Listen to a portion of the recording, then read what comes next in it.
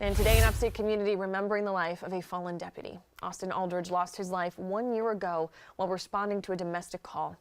Now, last month in May, his name was added to the National Law Enforcement Memorial in Washington, D.C. Investigators say he was shot and killed by a man later identified as Dwayne Hurd. And this is a look back at that scene from last year. Deputies searched for Hurd, who was eventually arrested after a chase. Law enforcement reportedly shot him twice.